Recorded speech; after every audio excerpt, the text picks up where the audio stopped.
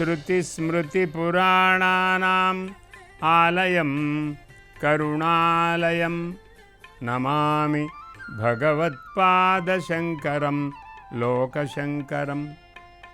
नारायणसमारम्भां व्यासशङ्करमध्यमाम् अस्मदाचार्यपर्यन्तां वन्दे गुरुपरम्पराम्। गुरुर्ब्रह्मा गुरुर्विष्णुः गुरुर्देवो महेश्वरः गुरुः साक्षात् परं ब्रह्म तस्मै श्रीगुरवे नमः। गुरुर्विद्या गुरुर्लक्ष्मीः गुरुर्देवी महेश्वरी गुरुः साक्षात् समं ब्रह्म तस्यै श्रीगुरवे नमः। गुरुर्माता गुरुस्तातः गुरुः सङ्घः पुरोहितः गुरुः साक्षात् समं ब्रह्म तस्मै श्रीगुरवे नमः। ఈనాటి ఆధ్యాత్మిక జీవనం కార్యక్రమానికి హార్దమైన స్వాగతం.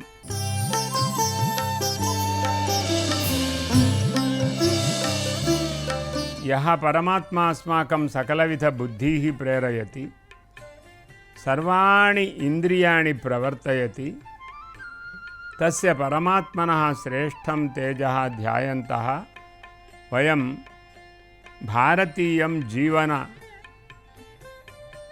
జీవనం భారతీయ జీవన పద్ధతిం జ్యేష్ఠానాం మహతాం మహర్షీణాం అనుభవం స్మరామః ఆలోచయామః చింతయామః.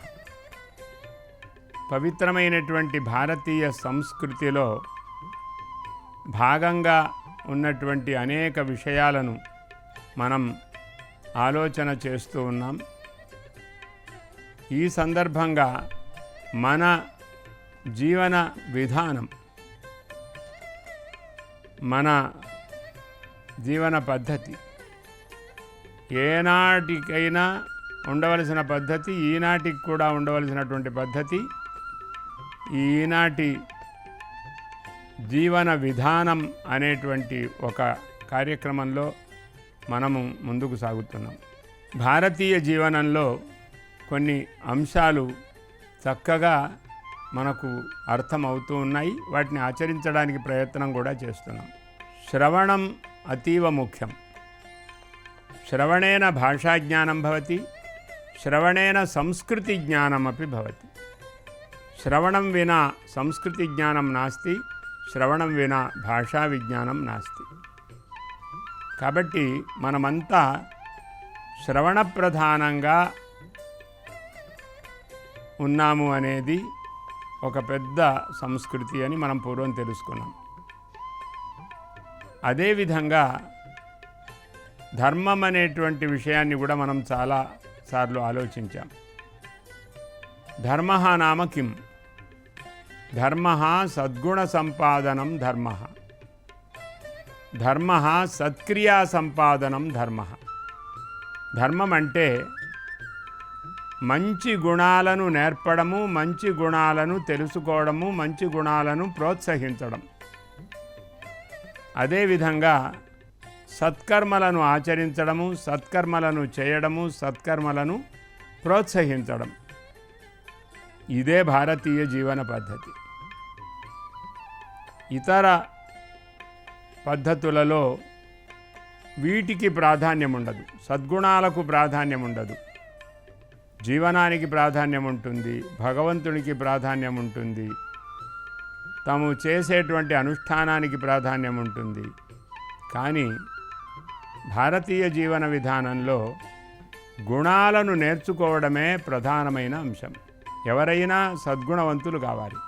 నిన్నటిదాకా ఒక అసద్గుణంతో ఉంటే ఈరోజైనా మనం సద్గుణాన్ని పెంపొందించుకోవడానికి సంకల్పం చేయాలి. నిన్నటిదాకా ఒక అసత్క్రియ చేస్తే ఈ రోజు నుంచైనా ఆ సత్క్రియను మళ్ళీ మనం ప్రారంభం చేయాలి, అసత్క్రియను తొలగించుకోవాలి. కాబట్టి ఎప్పుడైనా సాధన చేసుకోవడానికి తగిన అవకాశము భారతీయ సంస్కృతిలో ఉంటుంది. ప్రాయశ్చిత్తము అనేది కాకుండా ఎప్పుడూ కూడా సంస్కరించుకోవడం అనేదే మన యొక్క సంస్కృతి విధానం. ఒక చేసిన అపరాధానికి ప్రాయశ్చిత్తం ఉంటుంది, కానీ ఆ ప్రాయశ్చిత్తం మాటిమాటికి చేస్తూనే ఉండడము, తప్పు చేస్తూ ఉండడమే కాకుండా నిన్నటిదాకా చేసినటువంటి దోషానికి ప్రాయశ్చిత్తం ఏమిటంటే ఈ రోజు నుంచి చేయకుండా ఉండడమే, ఆ దోషం చేయకుండా ఉండడమే ప్రాయశ్చిత్తం. ప్రాయశ్చిత్తం విమర్శనం అని కూడా మనం ఆలోచించుకున్నాం. ఇప్పుడు ముందుగా మనమంతా శుద్ధులము అనేటువంటి ఒక భావనకు రావాలి. శుద్ధత, కర్మశీలత, నిరంతరం కర్మశీలత ఉండాలి, నిరంతరం శుద్ధత ఉండాలి, నిరంతరం ఉన్నత గతికి వెళుతూనే ఉండాలి. ఉన్నత స్థానాన్ని సంపాదించడం కోసం ఎప్పుడు ప్రయత్నం చేస్తూనే ఉండాలి. ఎందుకంటే ఎప్పుడూ ఉన్న స్థితి కంటే ఒక ఉన్నతమైన స్థితి ఉంటుంది. ఇంతటితో అయిపోవడం అనేది ఉండదు. ఏ పనైనా చేస్తూ నిరంతరం ఒక అధికారాన్ని ఎప్పుడూ సంపాదించడం అనేది కూడా మనకు అవసరం. సాధన చేస్తూ ఉండడము, అధికారాన్ని సంపాదిస్తూ ఉండడము, ఉన్నత గతికి వెళుతూ ఉండడము, ఏదో ఒక పని నిరంతరం చేస్తూ ఉండడము. పని అంటే పరోపకారమే, మనకు పనులు వేరే ఉండవు. మనను గురించి ఆలోచించుకోకుండా ఉండడము, ఎదుటి వాళ్ళ గురించి ఆలోచిస్తూ ఉండడం. ఇతపూర్వము ఎలా ఉన్నానో అని ఆలోచించకుండా ఇప్పుడు నేను శుద్ధంగా ఉన్నాను, నేనెప్పుడు శుద్ధుడను అనే ఒక ఆలోచన మనం కలిగి ఉండాలి. కాళిదాస మహాకవి ఈ విషయాలను రఘువంశ మహారాజులకు చెప్పారు, అదేవిధంగా మనకందరికి కూడా చెప్పారు.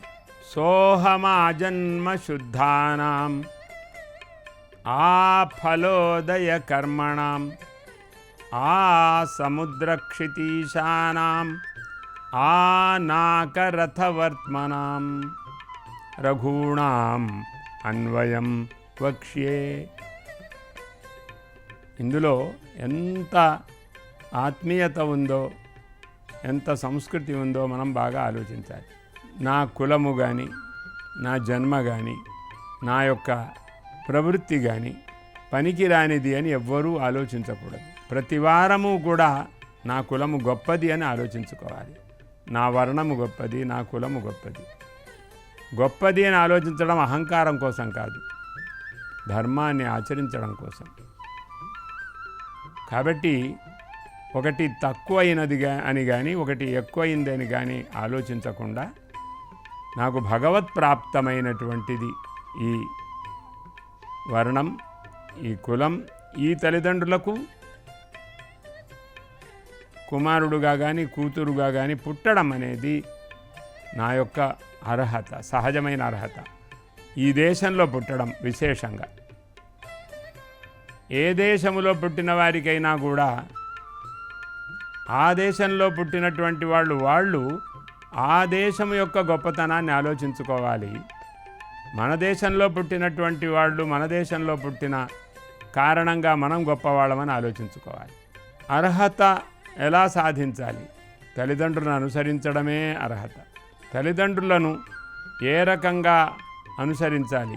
వాళ్ళ అలవాట్లను తప్పుగా ఆలోచించకూడదు, వాళ్ళ జీవన విధానాన్ని తప్పుగా ఆలోచించకూడదు, వాళ్ళు చేసే పని చాలా కష్టమైందని ఆలోచించకూడదు, వాళ్ళు చేసే ఏ పనైనా నాకు కర్తవ్యమని ఆలోచించాలి. వారు చేస్తున్నది తక్కువ పని అని కానీ ఎక్కువ పని అని కానీ ఎవరిని అనుకోకూడదు. కాబట్టి పనిచేత శుద్ధి కానీ లేదా తల్లిదండ్రుల కారణంగా శుద్ధి అని కానీ తర్వాత వర్ణం వల్ల శుద్ధి అని కానీ ఆలోచించకుండా అన్ని వర్ణములు శుద్ధములని ఆలోచించుకోవాలి. తల్లిదండ్రులు చేసేటువంటి పనిని మనం గౌరవించకపోతే మనము గౌరవించని వాళ్ళం అవుతాం. కాబట్టి వాళ్ళు ఎలా బ్రతుకుతున్నారు అనేది ఆలోచించి వాళ్ళ బ్రతుకు విధానము తక్కువది అని మనము ఆలోచించకూడదు. ఈ విధంగా తక్కువ ఎక్కువలు ఆలోచించకుండా బ్రతికే విధానం భారతీయ విధానం. యోనూచాన సనో మహాన్, అనూచానముగా పరంపరగా వచ్చినటువంటిది ఏదైతే ఉందో అది మనకు గొప్ప. కాబట్టి ఆ జన్మ శుద్ధి ఆలోచించాలి. జన్మశుద్ధి, నేను ఈ దేశంలో పుట్టాను, ఈ వాతావరణంలో పుట్టాను, ఈ సంస్కృతిలో పుట్టాను, ఈ సదాచారంలో పుట్టాను, ఈ తల్లిదండ్రుల యొక్క జీవన విధానంలో పుట్టాను, కాబట్టి నేనెప్పుడూ శుద్ధుడను. ఇతర పాశ్చాత్య జీవన విధానంలో ఇదంతా భిన్నంగా మనం ఆలోచిస్తుంటాం. ఇప్పుడు ఈ కాలంలో ఆ పాశ్చాత్య విధానం మనకు ఉండకూడదు. వాళ్ళు తల్లిదండ్రుల యొక్క జీవన విధానాన్ని గౌరవించరు, వాళ్ళ యొక్క వృత్తులను గౌరవించరు, వాళ్లకు తమకు సంబంధం లేనట్టుగా అక్కడ పెంచబడతారు. వారి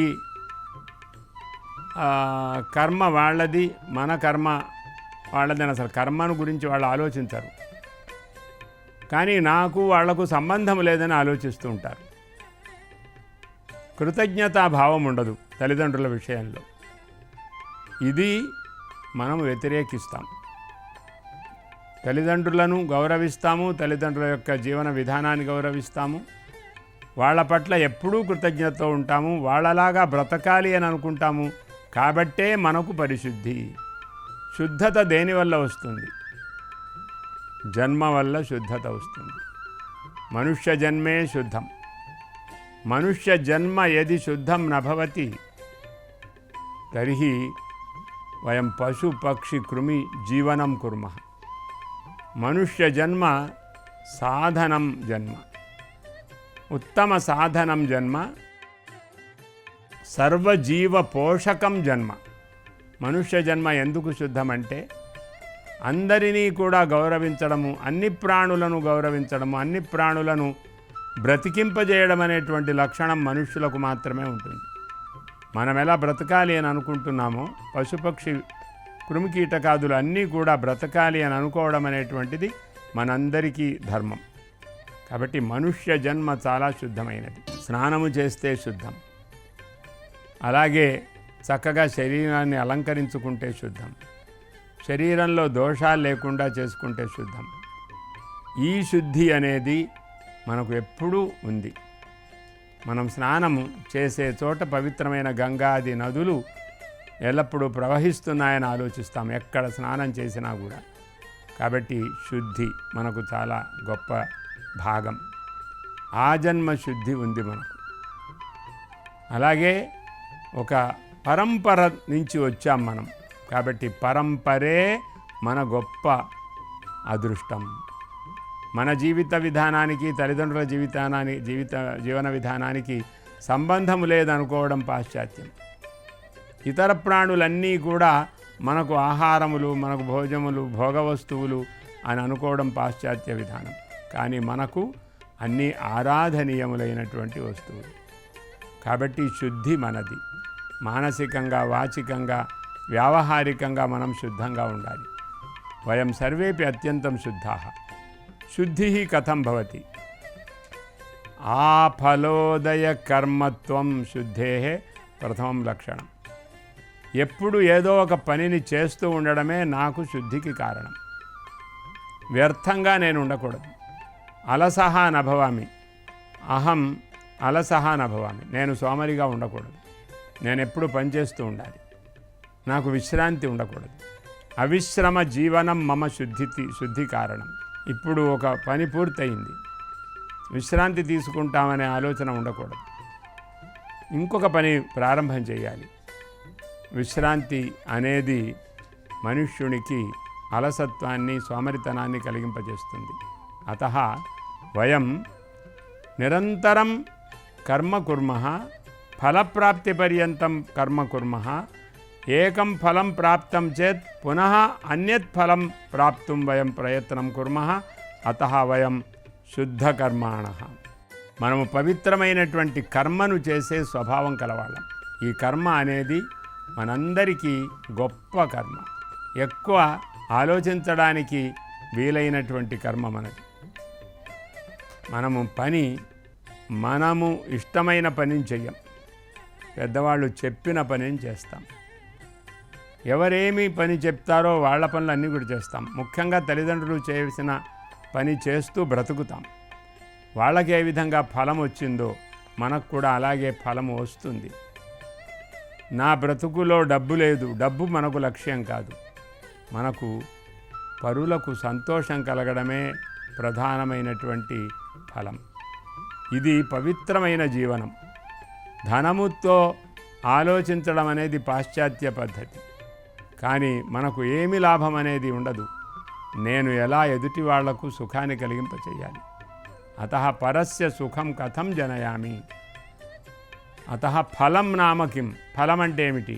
నేను చేసిన పని వల్ల 10 మందికి ఉపకారం జరుగుతోందా లేదా?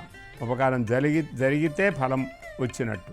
కాబట్టి నా పని నా కోసం కాదు, నా బ్రతుకు తెరువు కోసం కాదు, 10 మందికి ఉపకారం కోసం. అతః మమ జీవనం పవిత్రం, మమ కర్మాపి పవిత్రం. మమ కర్మ పవిత్రం, మమ జీవనం పవిత్రం ఇది వయం భావనం కుర్మః. అలాంటి ఈ పవిత్రమైన జీవన వాతావరణాన్ని, పరోపకారము కొరకే జీవనం అనేటువంటి వాతావరణాన్ని కలిగి ఉండడమే ఆఫలోదయ కర్మత్వం. ఆఫలోదయ కర్మణం ఆ సముద్రక్షితీశానాం. సముద్రమున్నంత వరకు ఏ భూమి ఉందో ఆ భూమికి మేము అధికారులం. ఈ భూమి విశాల భూమి.